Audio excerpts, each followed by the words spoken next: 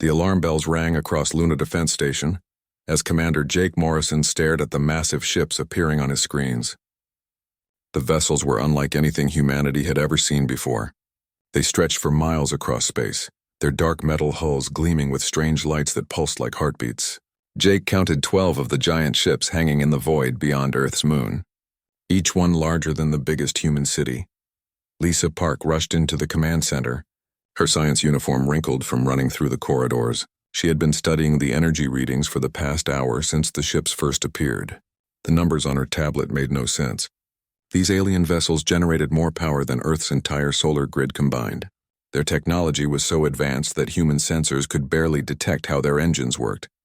Admiral Ben Rodriguez arrived moments later, his weathered face grim as he studied the alien formation. He had fought in 3 different wars during his career, but nothing had prepared him for this moment. The ships hung there like sleeping giants waiting for something.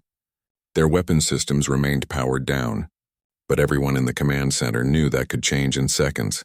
A communication signal pierced through space, directed at every human station and planet at once. The voice that spoke was cold and mechanical, translated by machines into perfect English. Ambassador Kael'thar of the Zephyrian Empire introduced himself with the tone of someone addressing insects. He explained that humanity had been observed and evaluated over many cycles. The verdict was clear. Humans were a primitive species barely capable of interstellar travel. Jake listened as the alien diplomat outlined their terms. Humanity would surrender immediately and accept protection under Zephyrian rule. Humans would provide raw materials from their worlds and serve as workers in Zephyrian facilities. In return, the Empire would allow humanity to continue existing under their guidance and control. The alternative was complete destruction of every human settlement in the galaxy. Kael'thar boasted about the 47 star systems already under Zephyrian control. Each civilization had faced the same choice and made the smart decision to submit. The Empire's record was perfect. No species had ever successfully resisted their overwhelming technological advantage. The alien ambassador gave humanity exactly 24 Earth hours to broadcast their acceptance across all human colonies. Lisa studied the readings from the Zephyrian ships while the ultimatum played through the station's speakers. The aliens were scanning every human installation they could detect, measuring defensive capabilities and population centers. Their scans showed human technology as centuries behind Zephyrian standards. Kinetic weapons, fusion reactors, and basic quantum computers looked like stone tools compared to what the Empire possessed. Admiral Rodriguez walked to a secure terminal in the corner of the command center. His fingers moved across keys that most people didn't even know existed on the station. He entered codes that had been memorized by only a handful of humans across the entire species. The terminal came alive with connections spanning across human space, reaching installations that officially didn't exist and contacting people who had never appeared on any government roster. Protocol 7 had been dormant for decades, waiting for this exact moment. Hidden facilities throughout human territory received the activation signal simultaneously.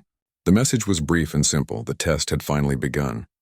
Men and women who had lived normal lives as farmers, teachers, and mechanics suddenly received instructions they had memorized years ago, but never expected to use.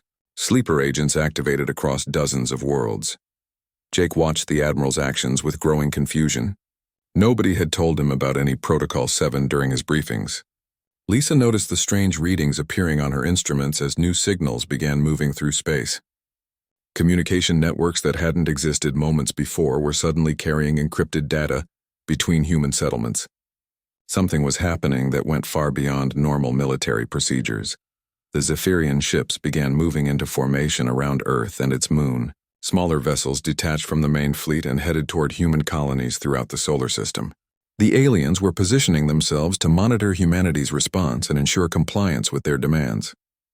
Their movements were precise and calculated, showing the confidence of a species that had conquered dozens of other civilizations using identical tactics. Kael'thar's final transmission contained detailed instructions for humanity's surrender. Government leaders would report to designated landing sites, where Zephyrian officials would take control of human administrative functions. Military forces would power down their weapons and submit to alien oversight. Scientists and engineers would be relocated to facilities where their knowledge could be properly evaluated and controlled by imperial experts. Admiral Rodriguez completed his sequence at the secure terminal and turned back to face the command center. His expression had changed from grim determination to something that almost looked like anticipation. He informed Jake and Lisa that Earth's government would soon announce humanity's acceptance of Zephyrian terms. The formal surrender would be broadcast within hours to avoid any unnecessary destruction of human settlements. Lisa couldn't understand why the Admiral seemed almost pleased about humanity's submission. The readings on her instruments showed massive Zephyrian superiority in every category she could measure. Their ships generated energy levels that could sterilize entire planets. Their weapons technology operated on principles that human science barely understood. Resistance seemed completely impossible against such overwhelming force. Jake felt sick watching the alien ships position themselves around human space. Each vessel carried enough firepower to destroy every human installation in the solar system. The choice between surrender and extinction was no choice at all. Humanity had reached the stars too late and too slowly. Other species had claimed the galaxy first and built empires that dwarfed anything humans could imagine. But Admiral Rodriguez walked among the command staff with strange calm, as if he knew something that nobody else understood. He spoke quietly to certain officers, giving them instructions that sounded routine but carried undertones of deeper meaning. The men and women he addressed nodded with understanding that seemed to go beyond their normal duties. Hidden preparations were beginning across human space, invisible to Zephyrian sensors, but very real to those who knew what signs to watch for. The countdown to humanity's surrender had begun, but something else was starting as well. Protocol 7 was awakening capabilities that had been carefully concealed for generations, waiting for the day when humanity would face its greatest test. The Zephyrian Empire had conquered 47 civilizations using fear and overwhelming force. They were about to discover that humanity might be different from every other species they had encountered before. President Elena Vasquez stood before the cameras in the White House, her face showing the weight of humanity's darkest hour. Behind her, flags from every nation on Earth hung motionless in the still air of the press room. Her words would reach every human settlement in the galaxy, carried by communication networks that stretched across light years of space. The speech she was about to give would change everything for the human race. Greg Sullivan adjusted his microphone in the news studio, preparing to broadcast what would likely be the most important story of his career. The veteran reporter had covered wars, disasters, and political upheavals for 30 years, but nothing compared to this moment. Across the planet, billions of people gathered around screens and radios to hear their leader's response to the Zephyrian ultimatum. Elena's voice remained steady as she announced humanity's acceptance of alien terms. The words felt like poison in her mouth, but she spoke them clearly for all to hear. Earth would submit to Zephyrian protection and guidance. Human military forces would stand down immediately. All resistance would cease to prevent unnecessary casualties among the population. The survival of the human species required cooperation with their new alien supervisors. The reaction across human space was immediate and explosive. Crowds gathered in major cities, holding signs demanding resistance against the alien invaders. Protesters filled the streets of New York, London, Tokyo, and Moscow, chanting slogans about human freedom and dignity. Police forces struggled to maintain order as emotions ran high, and tempers flared among populations that refused to accept defeat without a fight. But deep beneath the Sahara Desert, Dr. Sam Chen worked frantically in a laboratory that officially didn't exist. The facility stretched for miles underground, hidden by technology that bent light and scattered sensor readings in all directions.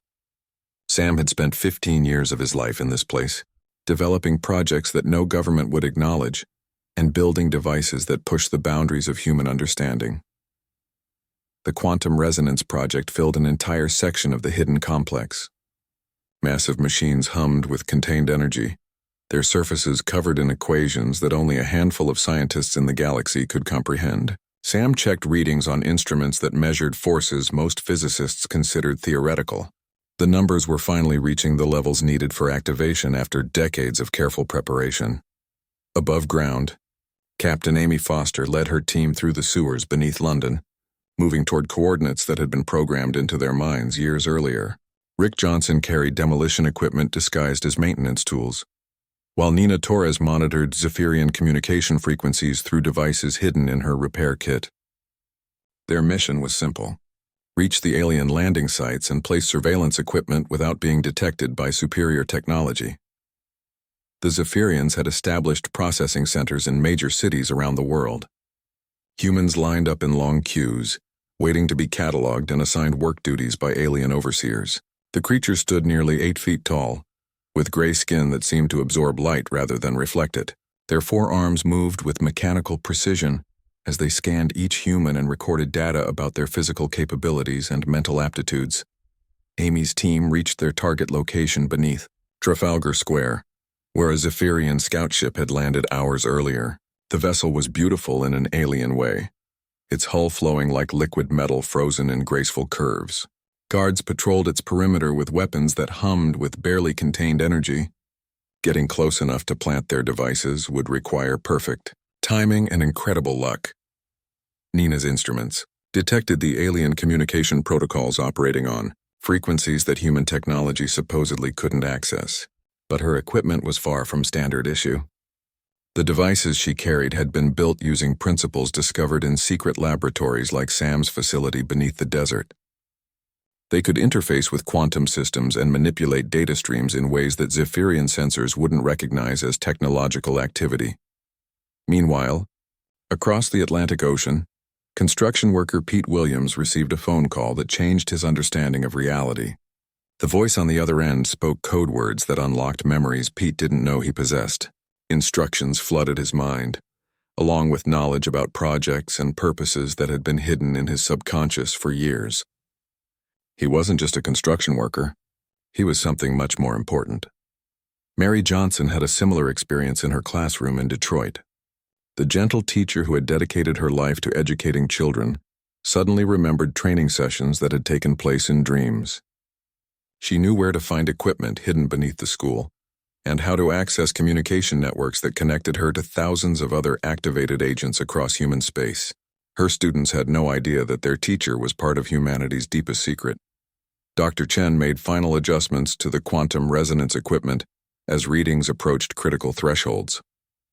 The machines around him were detecting patterns in human consciousness that shouldn't exist according to known science.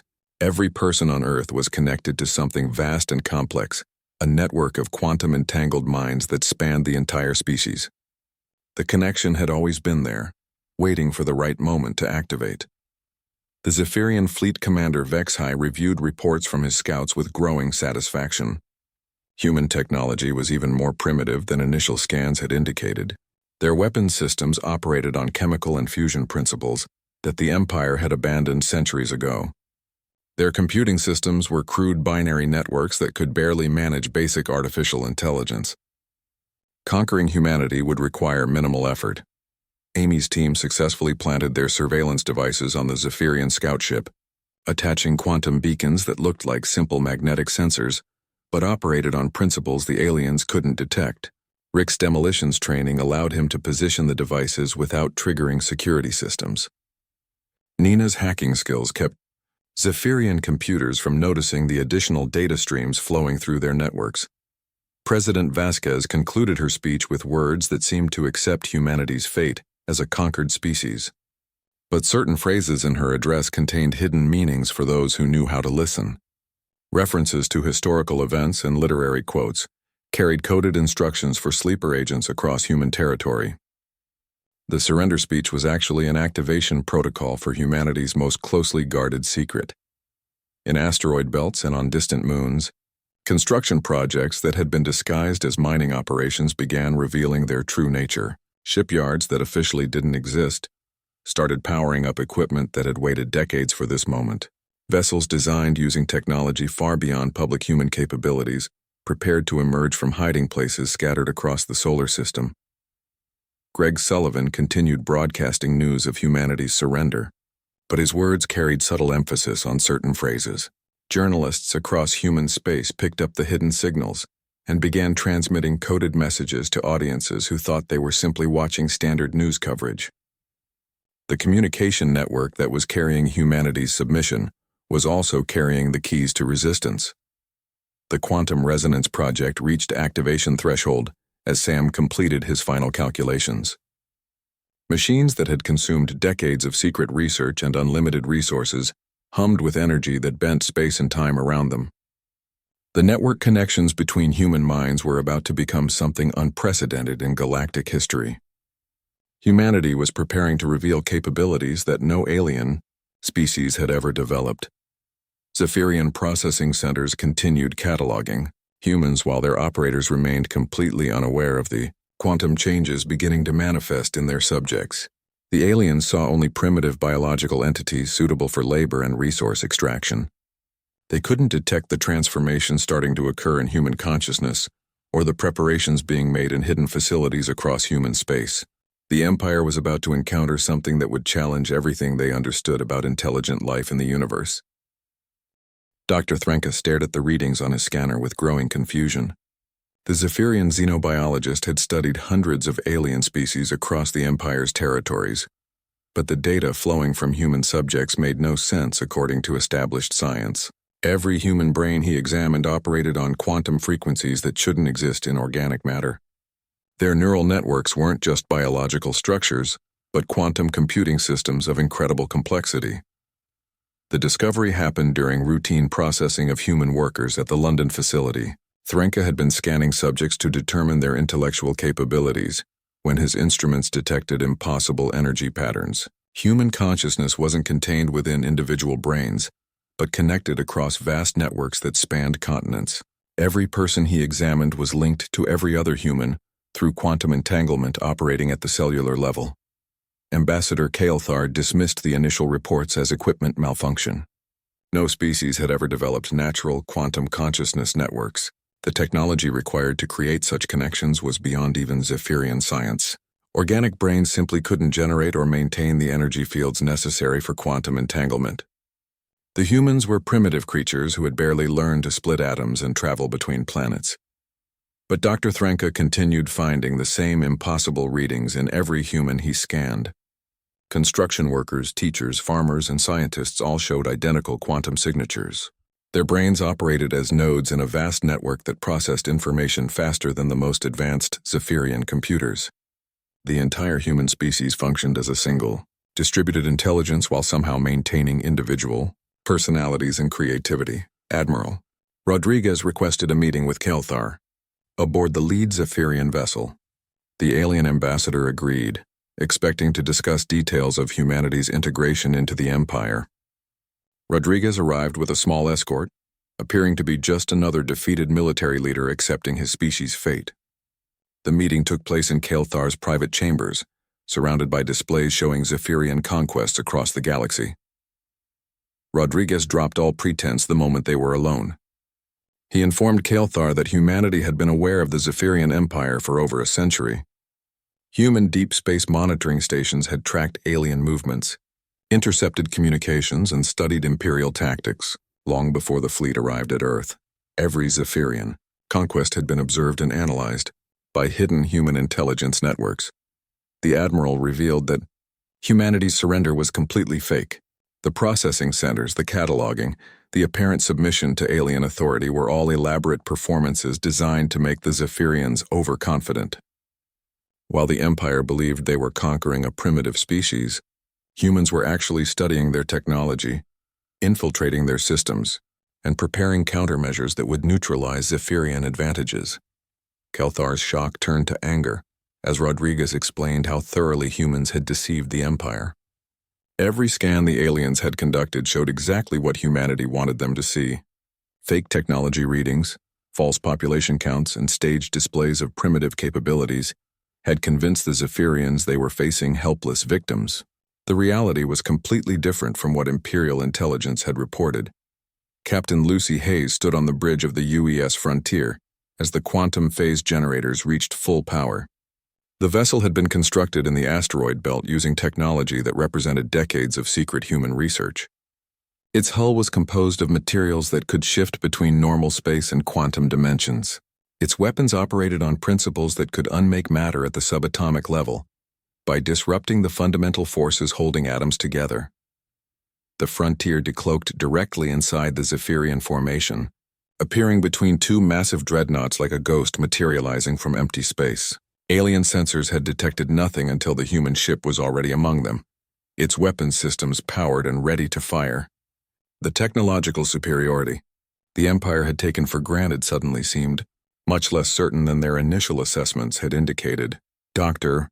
Sam Chen activated the global quantum network from his hidden laboratory beneath the Sahara Desert.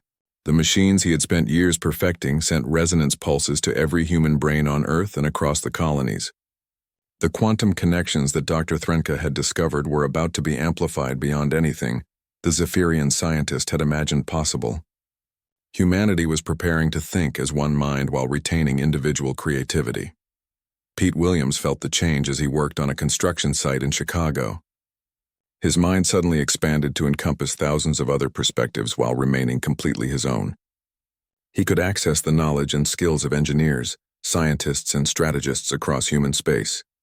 The construction worker became part of a vast thinking machine that could solve problems no individual intelligence could handle alone. His unique experiences contributed to humanity's collective understanding. Mary Johnson experienced the same transformation in her Detroit classroom. The teacher's mind connected with millions of other educators, parents, and children across the galaxy. Her decades of experience working with young people became part of humanity's shared wisdom about communication and learning.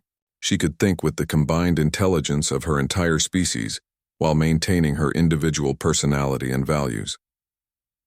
The quantum network activation spread across human territory like wildfire. Farmers shared knowledge about growing food in hostile environments. Doctors contributed medical expertise to treat injuries and diseases. Mechanics understood how to repair machines they had never seen before.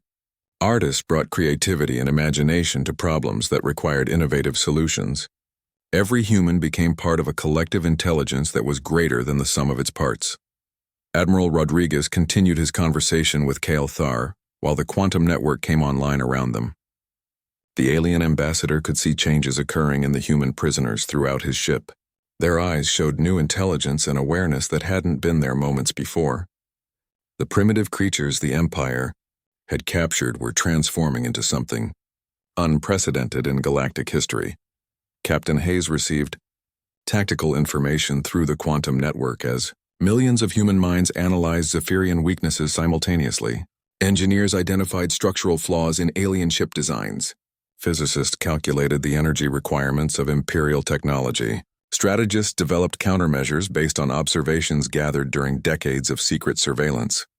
The collective human intelligence was preparing for battle using knowledge no individual could have possessed. The Zephyrian fleet began detecting energy signatures they couldn't identify coming from human installations across the solar system. Hidden facilities that had remained invisible to alien sensors were suddenly revealing themselves. Shipyards in the asteroid belt activated construction equipment that had been dormant for years. Defense platforms built into moons and planetoids powered up weapon systems based on quantum manipulation technology. Dr. Threnka watched in fascination as the human subjects in his laboratory demonstrated impossible capabilities. They were accessing information from across the galaxy instantaneously, solving complex equations without computers, and displaying knowledge about Zephyrian technology that no primitive species should possess. The network connecting their minds was operating at speeds that exceeded the fastest Imperial communication systems. Kalthar finally understood the magnitude of humanity's deception as Rodriguez revealed the truth about human evolution. The species hadn't developed quantum consciousness through technology, but through natural biological processes triggered by their collective experiences throughout history. Every struggle, every triumph, every moment of cooperation had contributed to their transformation into something unique in the galaxy. The ambassador realized that the Zephyrian Empire hadn't discovered a new species to conquer, but had instead awakened something that could challenge everything they understood about intelligence and consciousness. Humanity wasn't just another primitive civilization to be absorbed into the Empire. They were something completely different. A naturally evolved collective intelligence that had been hiding its true nature until the moment of greatest threat. The facade was crumbling as human installations across the solar system began revealing capabilities that dwarfed anything the Zephyrians had expected to encounter. The species that had appeared helpless and technologically backward was demonstrating mastery over forces that the Empire barely understood. The test was about to begin in earnest as humanity prepared to show the galaxy what they were truly capable of achieving. Admiral Kate Sullivan stood in the command center of the UES Liberation as hidden shipyards throughout the Kuiper Belt began launching vessels that had been under construction for decades. The ships emerging from concealed facilities were unlike anything in the public human fleet. Their hulls gleamed with quantum phase armor that could exist in multiple dimensions simultaneously. Their weapons operated on principles that most of humanity had never suspected their species possessed. Captain Foster activated the quantum beacons her team had planted on Zephyrian ships across Earth. The devices Nina Torres had disguised as simple sensors began broadcasting signals that interfaced directly with alien computer systems. Rick Johnson's demolitions expertise had positioned the beacons perfectly to cause maximum disruption when they activated. The supposedly primitive human technology was about to demonstrate capabilities that would shock the Zephyrian fleet. The key, first Zephyrian dreadnought, lost power as quantum interference cascaded through its systems. Engines that had operated flawlessly for centuries suddenly shut down without warning.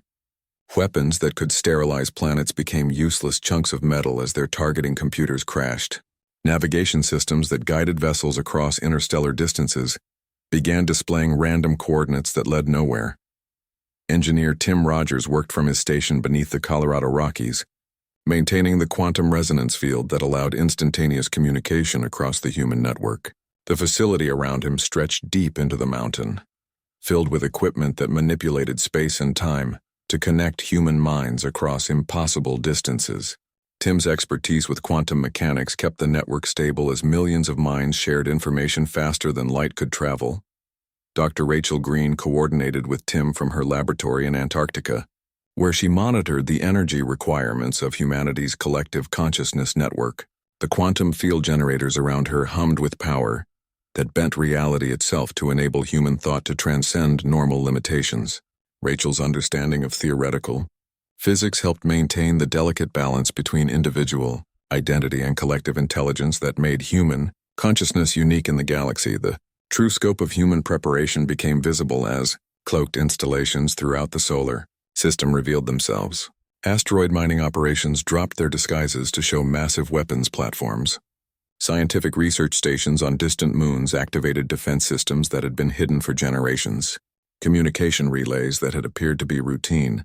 Maintenance equipment began coordinating a military response that spanned billions of miles. Zephyrian Fleet Admiral Morkan watched his formation fall apart as human technology demonstrated impossible capabilities. Ships that had conquered dozens of star systems were being disabled by devices the size of dinner plates. The quantum beacons were somehow rewriting alien software and causing critical system failures throughout his fleet. The primitive species he had come to conquer was revealing mastery over forces his empire barely understood.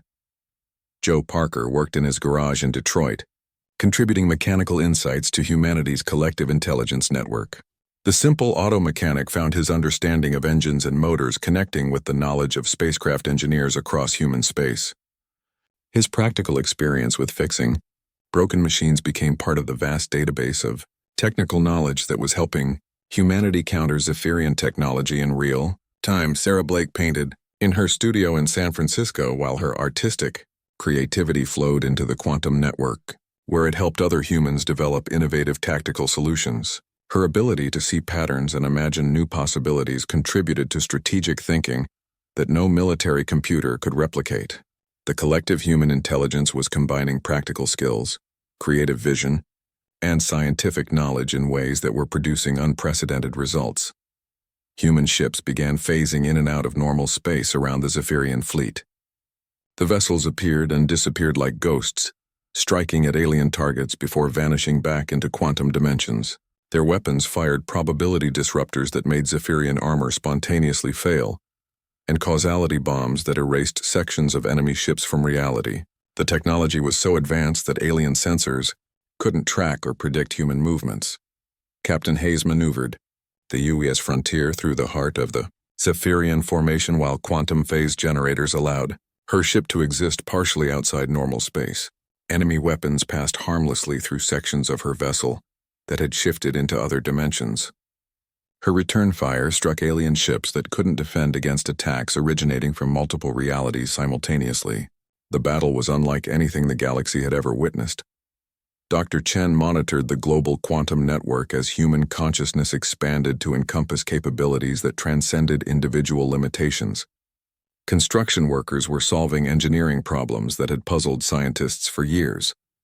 Teachers were developing communication strategies that could reach alien minds. Farmers were devising food production methods that could feed entire star systems. The collective intelligence was creating solutions faster than any single mind could imagine. Zephyrian Admiral Morcon attempted a desperate assault on Earth's major population centers, hoping to force humanity's surrender through threatened genocide. But the quantum network allowed perfect coordination between every human defense installation. Orbital platforms that had been disguised as communication satellites revealed themselves as quantum cannon that could target enemy ships across vast distances with impossible accuracy.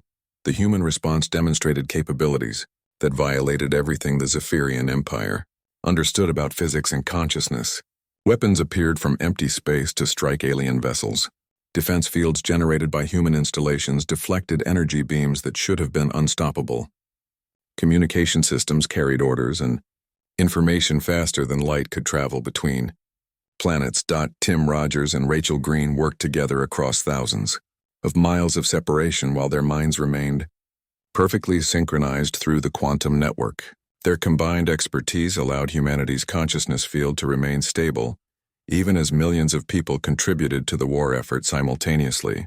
The technical challenges of maintaining such a vast mental network required constant adjustment and monitoring. Children in schools across human territory found themselves contributing to the collective intelligence network through games and puzzles that channeled their creativity towards solving military problems. Teachers like Mary Johnson helped young minds participate in humanity's defense without understanding the true nature of their contributions. Even the youngest humans were part of the species-wide effort to resist Zephyrian domination. The battle reached its climax when Dr. Chen achieved something that no alien species had ever accomplished. He successfully projected human consciousness directly into Zephyrian computer systems through quantum entanglement. The Empire's own technology became humanity's weapon, as human minds began rewriting alien software from the inside. Fleet Admiral Morcon watched helplessly as his ships began following orders from human commanders. Kate Sullivan coordinated the final assault as human vessels emerged from hiding places throughout the solar system. The fleet she commanded included ships that could manipulate time, weapons that could erase matter from existence, and defense systems that operated across multiple dimensions simultaneously. The technological gap between humanity and the Zephyrian Empire had been completely reversed through decades of secret preparation. The Zephyrian formation collapsed as quantum interference disabled ship after ship throughout their fleet. Vessels that had seemed invincible hours earlier now drifted powerless through space while human forces surrounded them. The empire that had conquered 47 star systems was being defeated by a species they had dismissed as primitive. Admiral Morcon transmitted his surrender. As the last of his weapon systems failed, humanity had revealed their true power not through superior firepower but through collective intelligence and technological innovation that transcended anything the galaxy had seen before. The quantum consciousness network allowed millions of minds to work together while maintaining individual creativity and perspective. The species that had appeared weak and divided had demonstrated unity and strength that could reshape the balance of power across all known space. Ambassador Kael'thar sat in the detention facility aboard the human vessel, struggling to understand how everything his empire believed about intelligence and consciousness could be so completely wrong. The Zephyrian diplomat had spent centuries studying alien species across the galaxy, but humanity defied every principle he thought he understood about biological evolution and technological development. They had achieved something impossible: collective consciousness without losing individual identity. President Elena Vasquez addressed the galaxy from the United Nations building in New York, but her words now reached far beyond Earth's atmosphere. Human quantum communication networks carried her speech to every inhabited system within 1,000 light-years of Earth. The message she delivered would reshape interstellar politics and challenge the foundations of every empire that had built its power on conquest and domination, Elena announced that humanity had not defeated the Zephyrian Empire to replace it with another human empire. Instead, they were offering something unprecedented in galactic history: voluntary cooperation between species that maintained their independence while sharing knowledge and resources. The 47 star systems that had lived under alien oppression for generations were being invited to join a partnership of equals rather than becoming human subjects. Commander Morrison led the first human liberation fleet toward the nearest former Zephyrian colony, carrying humanitarian supplies and technical experts instead of weapons and occupation forces. The species that had overthrown the galaxy's most powerful empire was arriving as helpers rather than conquerors. Jake couldn't hide his amazement at how completely humanity's true nature differed from every other spacefaring civilization he had studied. The Kepler system had been under Zephyrian control for over 2 centuries when human ships arrived in orbit around its inhabited worlds. The local population had never known freedom from imperial oversight and taxation. Their initial reaction to humanity's arrival was fear that one oppressive regime was simply being replaced by another. They had learned through bitter experience that liberation promises usually meant new forms of exploitation. Dr. Sam Chen worked with scientists from 6 different alien species, sharing the quantum resonance technology that had enabled humanity's collective consciousness network. The research was being conducted openly, with complete technical specifications made available to anyone interested in understanding how human minds had evolved to transcend individual limitations. Sam found alien perspectives on consciousness fascinating and valuable for advancing human understanding.